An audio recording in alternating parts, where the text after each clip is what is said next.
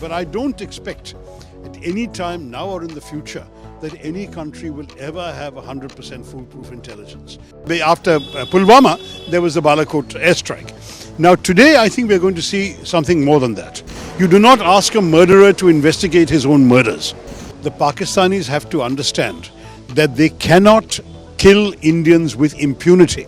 But if you do something to us, then be prepared for a response. Blood is going to flow. I'm sorry to say it will flow, possibly more on their side than on ours. काम के बारे में और दूसरे देशों की सुरक्षा के बारे में जो शशि थरूर जी ने कहा है, तो मैं उनसे एक सवाल पूछता हूँ, वो कांग्रेस पार्टी में है कि भारतीय जनता पार्टी में है? फिर यही मोदी जी अमित शाह कहते हैं कि अब तो आतंकवादियों की कमर टूट गई है।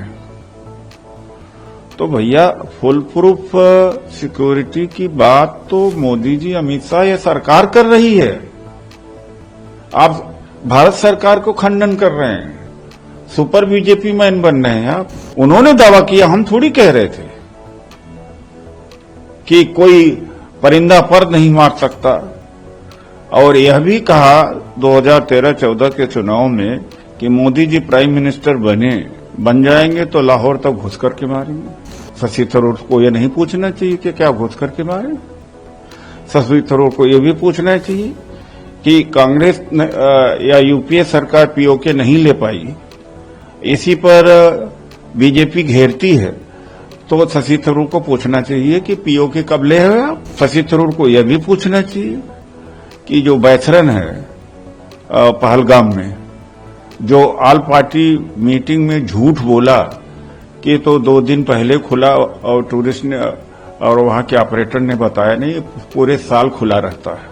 मुझे तो लगता है कि भारतीय जनता पार्टी वाले इतना बड़ा वकील नहीं हो पाएंगे। और दूसरी बात है, 9/11 के बाद अमेरिका में कौन सी घटना हो गई, चाइना में कौन सी घटना हो गई, कई देशों में कौन सी घटना हुई कि भारतीय जनता पार्टी ने उनको नियुक्त कर दिया है क्या अपना स्पोक्स पर्सन? बीजेपी जो दावा कर रही है उसको उनको नजर नहीं आ रहा, और जो विपक्ष जनून सवाल पूछ रहा है कि हमारी सिक्योरिटी लैप्स है, तो उस पर भी लेपापोती कर रहे हैं। I did so when it happened. I was actually in Lakshadweep with a parliamentary committee. But from there, with bad connectivity, I was still able to get out a message condemning it very strongly. I think there is no doubt anymore in anyone's mind. This is part of a pattern we have seen for a quarter of a century. Going back to Chhattisgarh in 2000 and going through so many other incidents. And most notably, of course, we've seen Uri, we've seen Sangrota, we've seen Pathankot, we've seen Pulwama, and now we have seen the horrors of Pahalgam. I think it's very clear there is a pattern. People are encouraged, trained, armed, equipped, and often guided from across the border. Then Pakistan denies all responsibility. Eventually, responsibility is established, proven, including by foreign intelligence agencies. And then India has to cede, but we tend not to escalate beyond the point.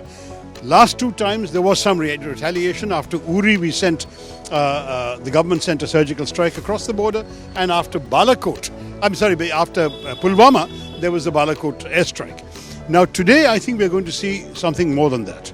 I think it's very clear that while we have a whole range of options, diplomatic, economic, intelligence sharing, covert action, overt action, all of that, some sort of visible military response is unavoidable. I think the nation is demanding it and expecting it. No one knows what it will be, where it will be, and when it will be. But I am convinced there will be some response.